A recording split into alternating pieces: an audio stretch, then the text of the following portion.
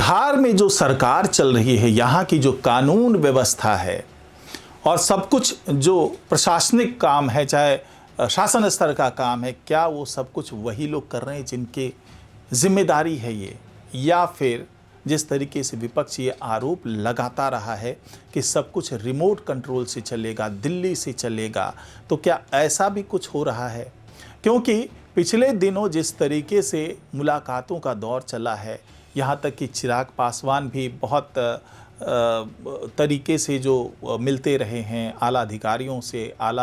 जो बिहार के आला अधिकारी हैं उनसे भी मुलाकात की है उन्होंने, और यहाँ तक कि केंद्र में भी जो तमाम बड़े नेता हैं, चाहे वो पीएम मोदी की बात कर लें, अमित शाह की बात कर लें, नड्डा की बात कर लें, तो उन तक भी वो पहुंच रहे हैं। और जो एक तरीके से चर्चा चल रही है कि चिराग पासवान अब बिहार में बहुत सी ऐसी चीज़ें हैं जो अपने हिसाब से करवाने में सक्षम भी हैं और वो करवाना भी चाहते हैं बिहार की बेहतरी के लिए। वो केंद्र से लेकर के हर स्तर तक, चाहे वो अपनी पार्टी को मिले मंत्रालयों की बात कर लें, तो वहाँ तक वो केंद्र से लेकर के बहुत सी चीज़ें करना चाहते हैं और उन्हीं के इशारे पर बहुत सी चीज़ें हो भी रही है। सम्राट चौधरी जिस तरीके से जाके अमित शाह से मिलते हैं और तमाम तरह के दिशा निर्देश उनको दिए जाते हैं, तो उसमें भी ये माना जा रहा है कि बीजेपी की जो इच्छा है वो तो है ही, साथ ही चिराग पासवान भी इसमें एक अहम भूमिका निभा रहे हैं। तो इसी पर चर्चा होगी आज के इस वीडियो में, तो इस वीडियो को आखिर तक ज़रूर देखिएगा। नमस्कार, मैं हूं डॉक्टर सुरजीत सिंह और आप देख रहे हैं YBN बिहार झारखंड। अगर आपने अभी तक इसे सब्सक्राइब नहीं किया तो सब्सक्राइब कर लीजिए, और अगर आपको ये वीडियो अच्छा लगे तो इसको लाइक कीजिए, शेयर कीजिए और कमेंट ज़रूर कीजिए। तो बिहारी फर्स्ट का नारा लगाने वाले चिराग पासवान चाहते हैं कि बिहार का भला हो, बिहार विकसित राज्यों की श्रेणी में आ जाए, और इसके लिए वो तमाम जो आजमाइश कर रहे हैं। पिछले दिनों की रिपोर्ट में मैंने बताया था कि कैसे गन्ना उद्योग अब बड़े बड़े काम करने वाली है, और जो ये मंत्रालय है उसके तहत अब जो शुगर मिल है उसको भी खोलने की बात हो रही है। नए जो 34 शुगर मिल की बात की गई थी या पुराने शुगर मिल को खोलने की बात की गई थी, ये बड़े काम हैं जो छोटे मंत्रालय के माध्यम से होना है, क्योंकि इसके बारे में अभी तक सोचा ही नहीं गया था, बहुत ज़्यादा प्रयास नहीं किए गए थे। लेकिन पीएम मोदी ने जिस तरीके से वादा किया था उसको पूरा करने की जिम्मेदारी अब चिराग पासवान के पास है। इसके साथ ही जो मंत्रालय चिराग पासवान के पास नहीं है,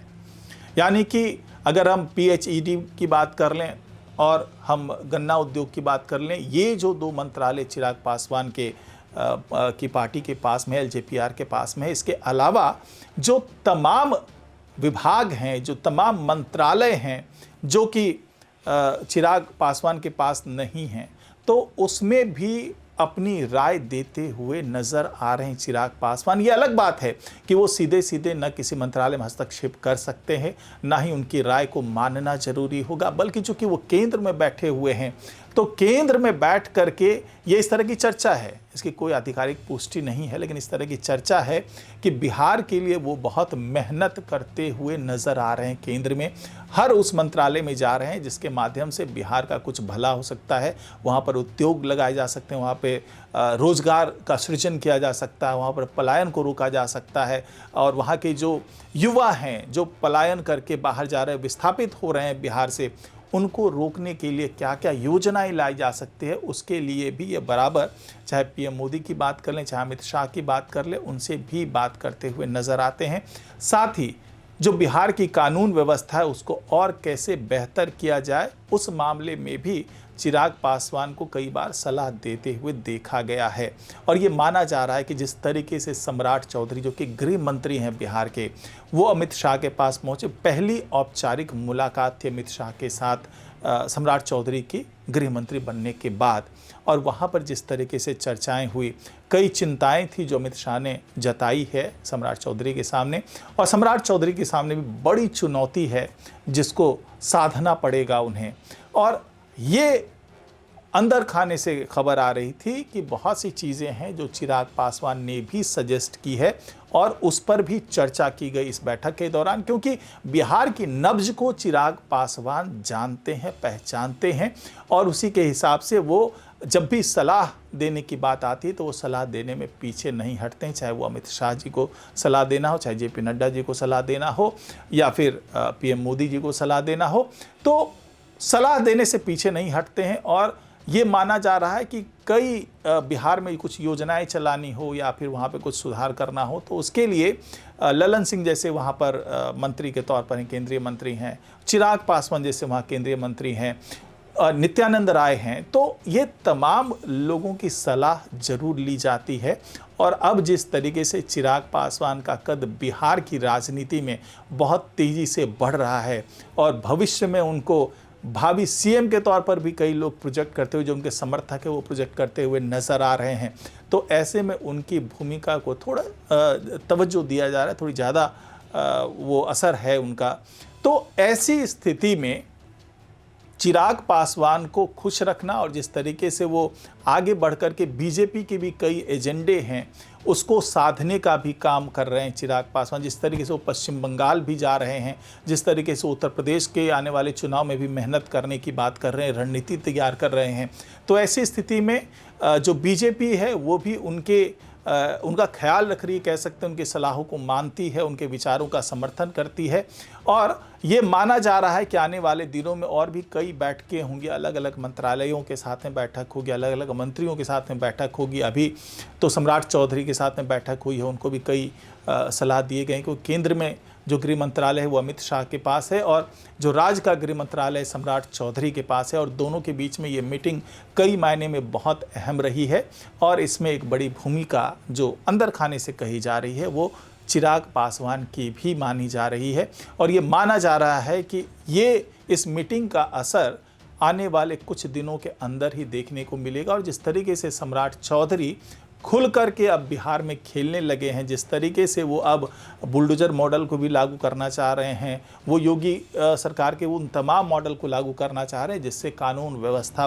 को सुधारा जा सके और जो अपराधियों पर नकेल कसी जा सके, उस पर अंकुश लगाया जा सके अपराध पर। तो ये तमाम वो चीज़ें हैं जिसको लेकर के एक कार्य योजना तैयार करने का काम कर रहे हैं सम्राट चौधरी, और इसमें तमाम सहयोग मिल रहा है, चाहे वो अमित शाह हों, चाहे बिहार के पृष्ठभूमि की बात करें तो यहाँ पे जो तमाम राज्य स्तर के नेता हैं वो तो हैं ही, इसके अलावा ललन सिंह है, इसके नित्यानंद राय हैं, चाहे चिराग पासवान की बात करें तो ये वो तमाम नेता हैं जो कई सलाह दे रहे हैं। वो सम्राट चौधरी को भी दे रहे हैं और अलग अलग मंत्रालयों को भी वो सलाह देते हुए नज़र आ रहे हैं। तो ये कहा जा रहा है कि एक तरीके से अपने मंत्रालय की रिमोट तो चिराग पासवान के पास है ही, जो दो मंत्रालय हैं, गन्ना उद्योग मंत्रालय और पीएचईडी जो मंत्रालय है, वो दोनों का रिमोट तो है ही इनके पास। साथ ही